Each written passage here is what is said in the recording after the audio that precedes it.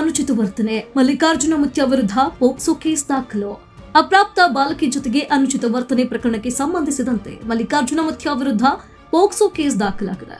ಪ್ರಕರಣಕ್ಕೆ ಸಂಬಂಧಿಸಿದಂತೆ ಯಾದಗಿರಿ ಜಿಲ್ಲೆಯ ಗೋಗಿ ಪೊಲೀಸ್ ಠಾಣೆಯಲ್ಲಿ ಮಲ್ಲಿಕಾರ್ಜುನ ಮುತ್ಯ ವಿರುದ್ಧ 75 BNS ಸೆಕ್ಷನ್ ಅಡಿ ಪೋಕ್ಸೋ ಪ್ರಕರಣ ದಾಖಲಾಗಿದೆ. ಶಹಾಪುರ ಸಿಡಿಪಿಒ ಮಲ್ಲಣ್ಣ ಉಮಾಪತಿ ದೂರಿನಡಿ ಎಫ್ಐಆರ್ ದಾಖಲಾಗಿದೆ. ಅಪ್ರಾಪ್ತ ಬಾಲಕಿ ಜೊತೆಗೆ ಅನುಚಿತ ವರ್ತನೆ ತೋರಿರುವ ವಿಡಿಯೋ ಸಾಮಾಜಿಕ ಜಾಲತಾಣದಲ್ಲಿ ವೈರಲ್ ಆಗಿದೆ.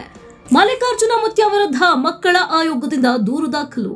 ಶಹಾಪುರ ತಾಲೂಕಿನ ಮಹಲ್ ರೋಜಾದ ಸ್ವಘೋಷಿತ ದೇವಮಾನವ ಮಲ್ಲಿಕಾರ್ಜುನ ಮುತ್ಯ ವಿರುದ್ಧ ಅಪ್ರಾಪ್ತ ಬಾಲಕಿಯೊಂದಿಗೆ ಅನುಚಿತವಾಗಿ ವರ್ತಿಸಿರುವುದಾಗಿ ಸಾಮಾಜಿಕ ಜಾಲತಾಣದಲ್ಲಿ ವೈರಲ್ ಆಗಿರುವ ವಿಡಿಯೋ ಹಿನ್ನೆಲೆಯಲ್ಲಿ ಕರ್ನಾಟಕ ರಾಜ್ಯ ಮಕ್ಕಳ ಹಕ್ಕುಗಳ ರಕ್ಷಣಾ ಆಯೋಗ ಸ್ವಯಂ ಪ್ರೇರಿತ ದೂರು ದಾಖಲಿಸಿಕೊಂಡಿದೆ.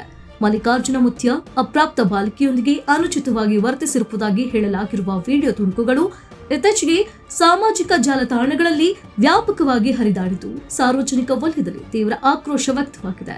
ವಿಷಯವನ್ನ ಗಂಭೀರವಾಗಿ ಪರಿಗಣಿಸಿರುವ ಮಕ್ಕಳ ಹಕ್ಕುಗಳ ಆಯೋಗ ಸ್ವಯಂ ದೂರು ದಾಖಲಿಸಿಕೊಂಡಿದೆ. ವೈರಲ್ ವಿಡಿಯೋವನ್ನ ಪರಿಶೀಲಿಸಿ ಕೈಗೊಂಡ ಕ್ರಮಗಳ ಕುರಿತು ವಿವರವಾದ ವರದಿ ಸಲ್ಲಿಸುವಂತೆ ಯಾದಗಿರಿ ಜಿಲ್ಲಾ ಪೊಲೀಸ್ ಅಧೀಕ್ಷಕರಿಗೆ ಆಯೋಗ ಪತ್ರ ರವಾನಿಸಿದೆ.